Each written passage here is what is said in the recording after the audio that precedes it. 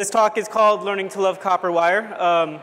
By day, I'm an engineer at this company called Datalot. This is our office in Dumbo.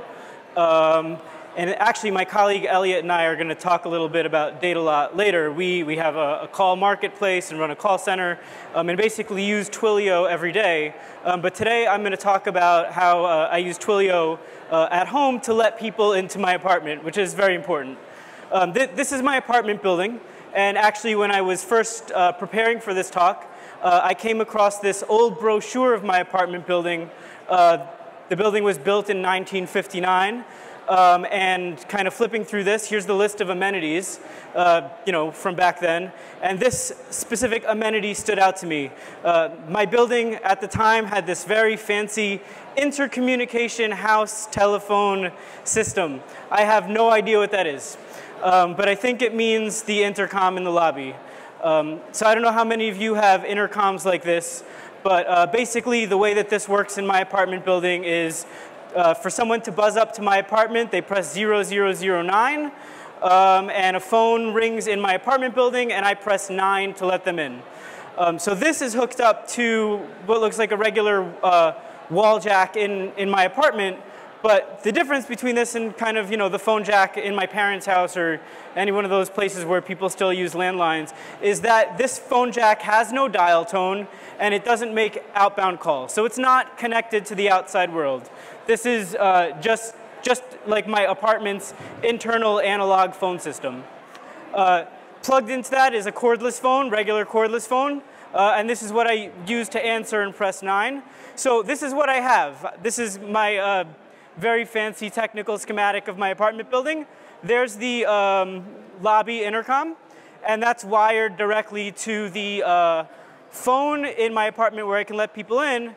And this is what I want. I want to be able to hook that phone up to the outside world, because I know that if I can hook it up to Twilio, then I can kind of reach all these other phone networks and do all the kinds of cool things that I do during my day job with Twilio. I could make it ring my cell phone. I could make it record things. I could log stuff. Here are some examples of why this would be handy. So if FedEx is buzzing in because they have a package for me and I'm not home, I have no way to let them in. So if I could hook this up to the outside world, I could let them in. I could go for a run without my keys. I could make my phone buzz in my pocket after hours when my kids are sleeping. And I would have some kind of record and a database of when people enter. So I came across these things called OB-Hi devices. And they're mostly used for people who want to use Google Voice or SIP to make outgoing calls using a regular phone. I sort of want to do the other thing. I want to use an OB-Hi to bridge this analog internal phone network to Twilio to kind of get this phone system that's not connected to anything else connected to the internet. So very quickly, just some vocabulary that might be helpful here. SIP, when we talk about SIP, we're talking, these are non-technical descriptions. These are my own, probably a little bit wrong, non-technical descriptions of these things, but they work for me, they work for the presentation. SIP is a way to make calls over the internet. So you call something that looks like an email address. It's not an email address, but it has username at hostname. FXS refers to a port on a SIP device that's connected to a telephone, so like my cordless phone in that picture back there. And FXO refers to a port that's connected to the telephone company, or in this case, to my apartment. So I needed to know which OB-Hi to get. I knew that I needed that FXO because I wanted it to be connected to the outside world. So I looked at my options, and I saw that I could use either this 110 or these 200 series OB-His. So if I use those, right, so here's my diagram of my apartment again. Here's the jack on my wall. And instead of plugging my phone directly into the jack, I'm just going to route it through the OB-Hi. And the OB-Hi doesn't need to do anything at that point. It's just going to kind of send the call through. Problem is that then I have all these wires. That jack isn't anywhere near my router. So this other version, the 200s, also have Wi-Fi. So this diagram looks a little bit more complicated. It's not really more complicated. The only difference is that that FXO port, instead of being built right into the OBHI device, it's like a USB dongle that you plug in, and there's a Wi-Fi adapter that's also a USB dongle. So I have a USB splitter because there's only one USB port, and there's my FXO, right, connected to the outside world, or in this case, to my apartment's internal phone network. And there's my Wi-Fi. So there's the USB splitter. This is how it looks in real life. This is actually all in real life tucked under some like dusty furniture in my apartment, but I had to do a little photo shoot, so I took it out and dusted it off so you guys wouldn't think I'm a messy guy. So there's the USB splitter. That's the FXO dongle. The apartment's phone line is coming in from the top. And there's the Wi-Fi adapter. Okay, so now that this is set up, I can access that OBHI device from my apartment's internal network. So I go to 192.168.blah, blah, blah. And I get this web page. This is a little server running on the OBHI device, and there's all sorts of options that I can configure. I don't know what any of them mean. All I know is that I want to hook up my apartment's phone network to the outside world. So kind of read through some docs, kind of check out these options. A little word of warning, if you get an OBHI device and you want to set it up, they'll kind of encourage you to set it up over their web page. So instead of on your local network, you're setting it up on obtalk.com and it's remotely managed. You're not going to get the options that you need to set things up the way we need to for this. So if you're trying to do this at home, don't set it up like this. Instead, use the internal network stuff. So step one, I just want to send those calls from that FXO port to that cordless phone that's now plugged into the OBHI. So simple enough. I'm going to go to the line settings. This is where I connect the FXO dongle. And I'm going to change these settings here, inbound call route and ring delay. Inbound call route, I'm just going to change that to PH. PH means that the phone port where my cordless phone is plugged into. And ring delay, normally that number is set high when you're connected to the outside world. What that is a little bit of delay, a couple milliseconds, that gives you enough time to parse caller ID information. My building doesn't have caller ID. Every call is coming from the lobby. I don't need that setting. It doesn't matter to me. I'm going to drop that down to 0.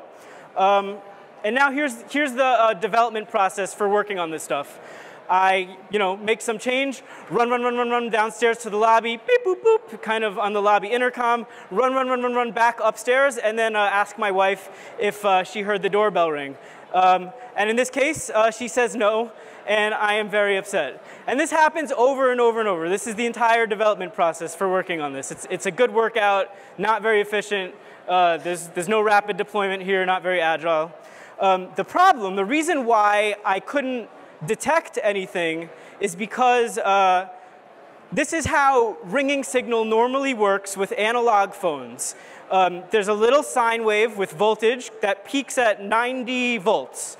And that goes for 2 seconds, and then you have 4 seconds of no voltage going through the line, and then another 2 seconds of that sine wave with voltage peaking at 90 hertz. That's how it works all across North America. That's the standard for ring signal. That's not how it works in my apartment. So finally, I came across this setting here, which is the ring threshold for the OBHI. So I had to drop this down to a different threshold. I didn't plug in a multimeter or anything to measure the voltage. I just ran up and down the stairs a lot, playing with different settings until I got this working.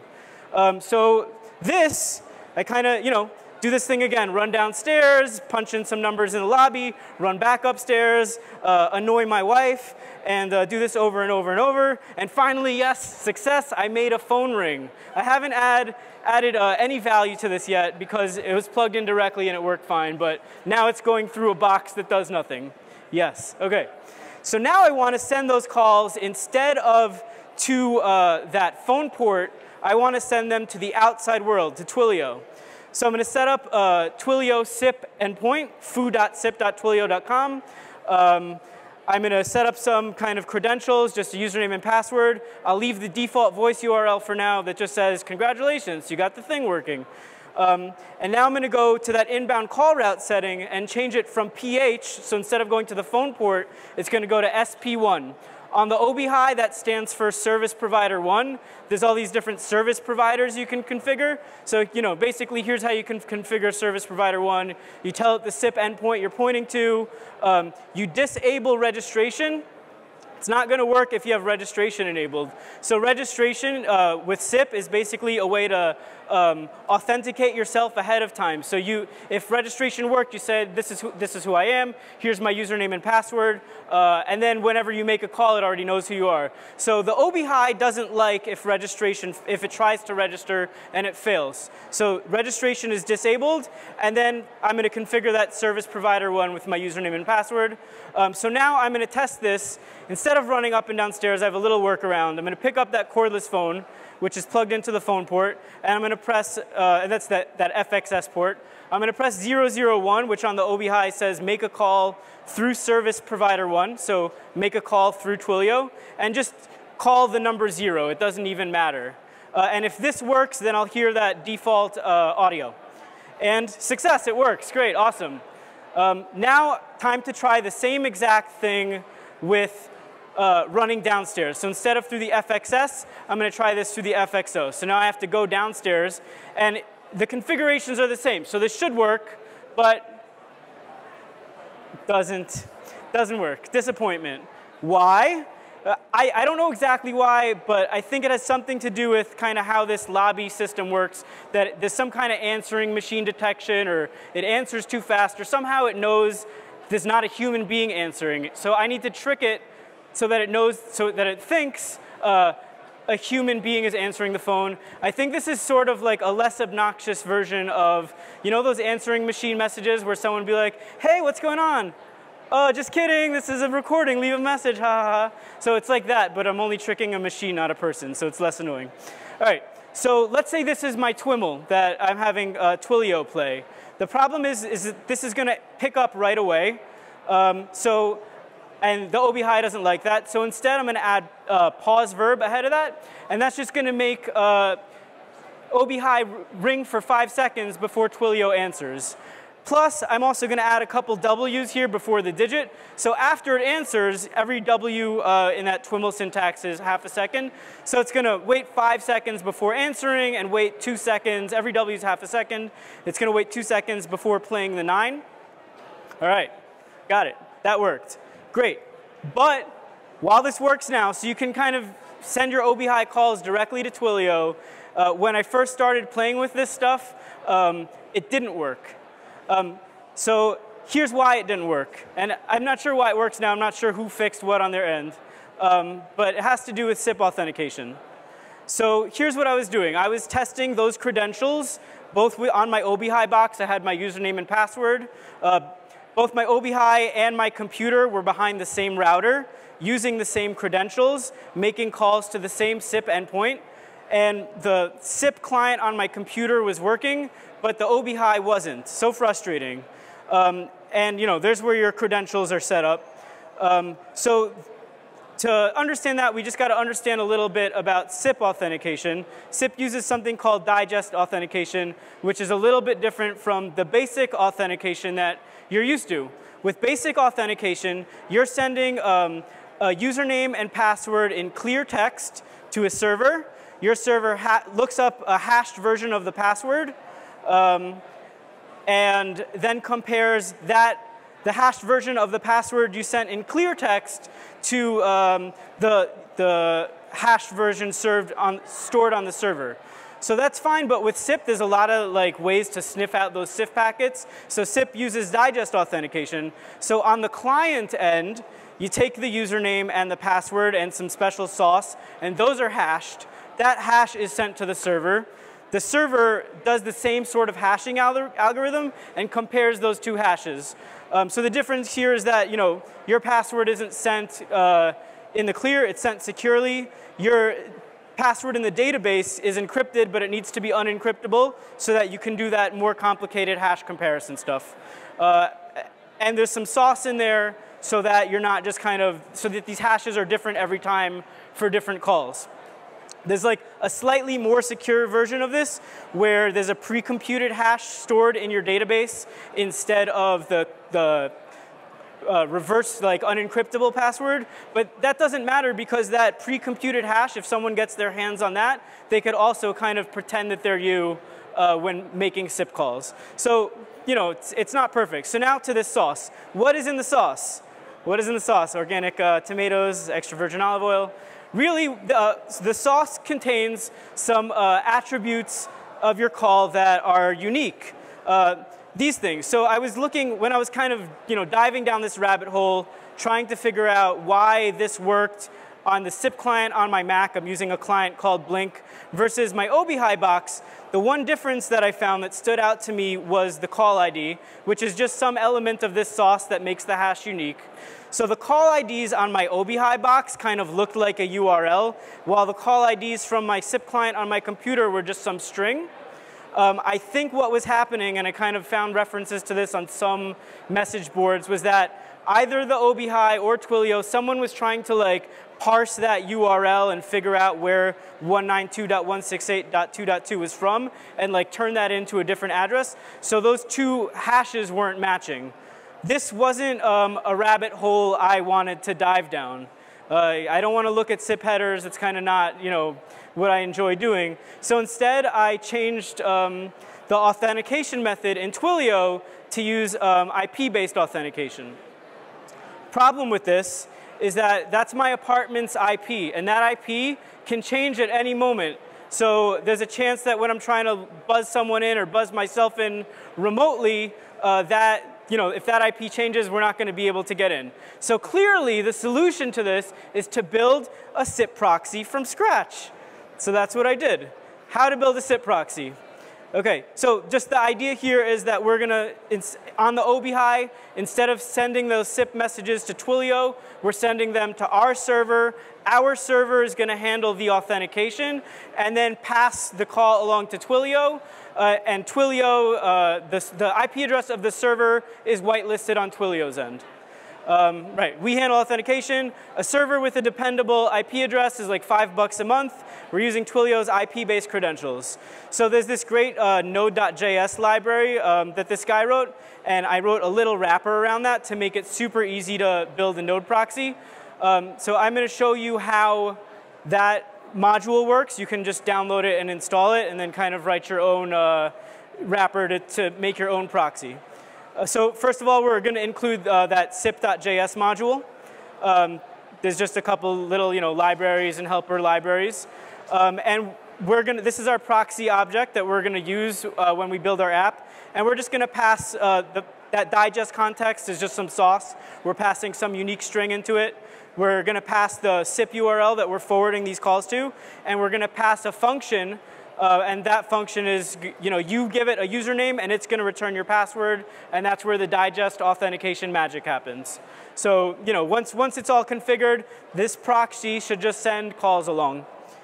So within that magic, right, proxy.start, and there's some stuff that happens, we're going to do, what we're going to do is we're going to take that request object. So just to back up for a second, one nice thing about this is with Twilio, it's really nice to use web tools to do telephony. I found the same thing with this. It turns all those SIP headers into JSON, which are a lot easier to mangle and do whatever you want with.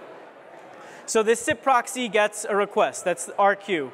And what we're going to do is basically chop off the old URL, the old host, which was our server's IP address, and we're going to tack on our new SIP host name. So instead of user at whatever IP, it's user at foo.sip.twilio.com. And we're going to pass that new request object along. So these are the different request types that you might get. This might be a register, subscribe request. Like I said, Twilio doesn't like those registers. So we're just going to return to the client a 403 message. If it's an invite, we're going to handle authentication. I'll dive a little bit deeper into how we do that. And otherwise, we're just going to proxy that request along. We're just going to send it along to wherever it needs to go. So here's what we're doing with that invite. We're going to parse the SIP request again to get the username. So we're just figuring out that the username is user in this case. And we're going to pass that along to our get password function that we pass to configure. So this is kind of when you're building your SIP proxy, you figure out how authentication is going to work. All get password takes is the username, and all it returns is the password. And then here, using the SIP helper library stuff, we're going to see if we've tried to authenticate and if we've had success authenticating. And this is basically just doing that digest authentication and comparing those hashes. So if we aren't authenticated, we're going to return a 407 back to the client, which basically is telling the client, hey, send me your hash so I can see if we can compare our hashes and they're the same. And if they are the same, if we are authenticated, then we're just going to pass everything along. So that was all the module. You don't need to write any of that. You can just kind of install the module. Here's an example of how I have this working on my end. So here's some kind of string to pass as part of my sauce. Here's the SIP URI that I'm using. And here's how I'm doing the authentication stuff. I have a query here where I take that username that's passed to us, and I'm going to return 404 if that database query doesn't return any rows. And if it does return rows, then in this example, I'm storing my password in some kind of encrypted fashion. So I'm going to decrypt it and return that in the callback.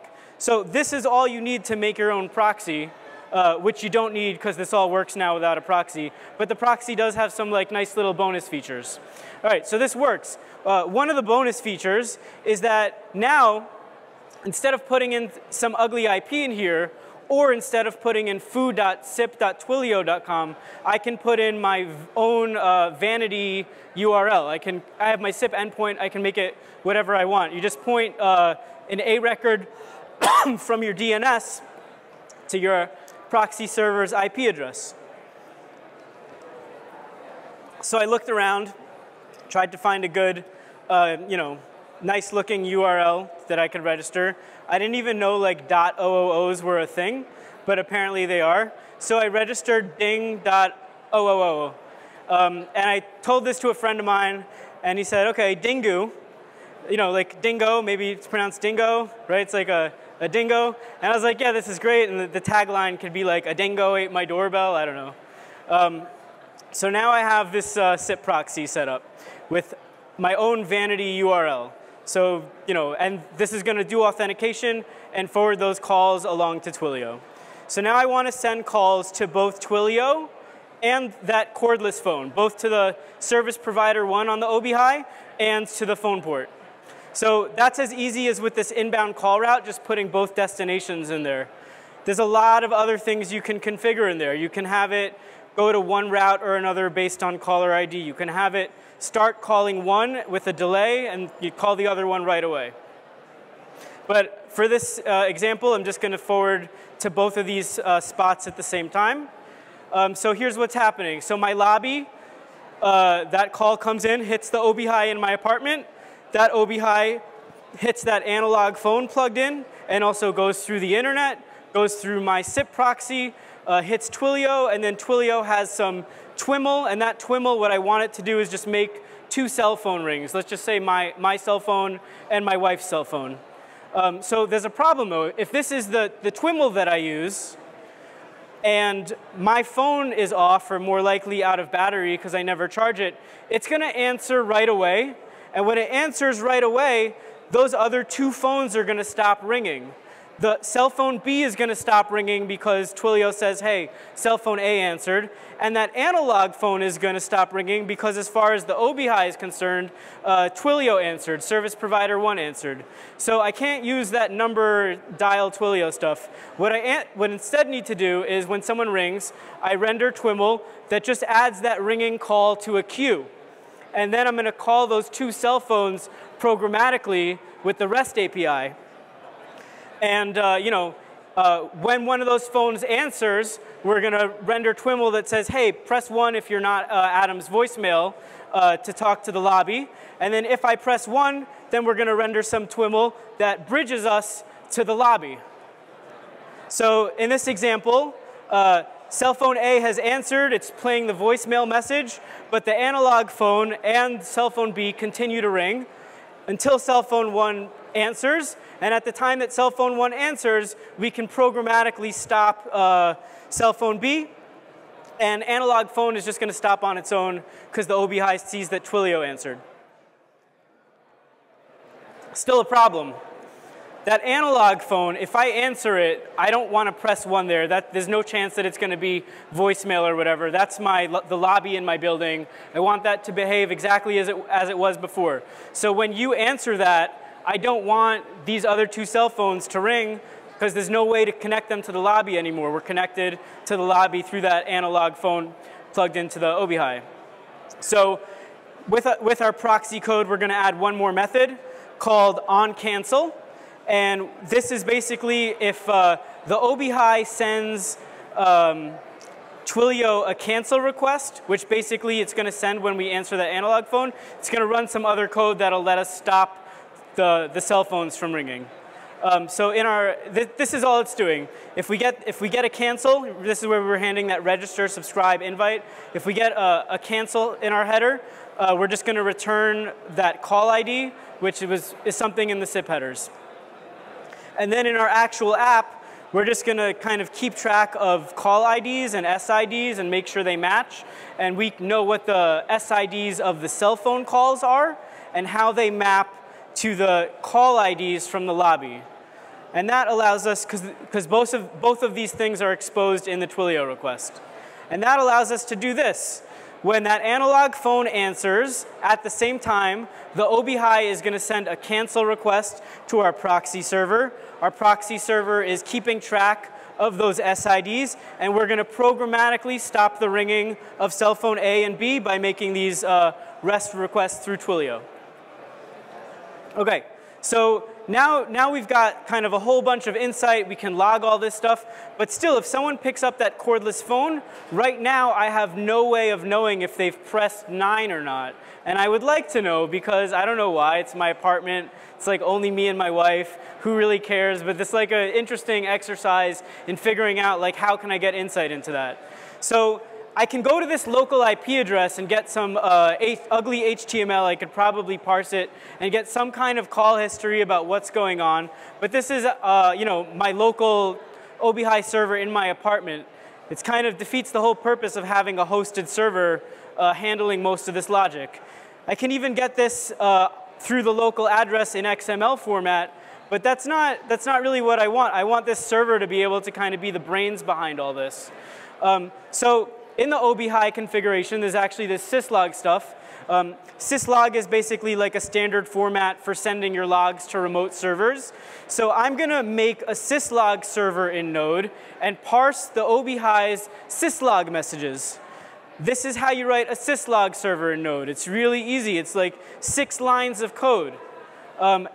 So it's really easy, but then when I kind of run this and want to see what it all looks like, this is what it looks like. It's not kind of formatted, standardized in any ways. It's just the OBHI developers logging messages. This is kind of more what it actually looks like. There's some SIP messages in there, plus some kind of unreadable kind of events when you answer and when you press 9 and press different digits. It makes no sense to me, but kind of after a whole bunch of running up and down and trying to figure out how to trigger all these different things, writing some regular expressions, kind of trying to parse it out, I'm able to get some sense of what's going on and start to parse these messages.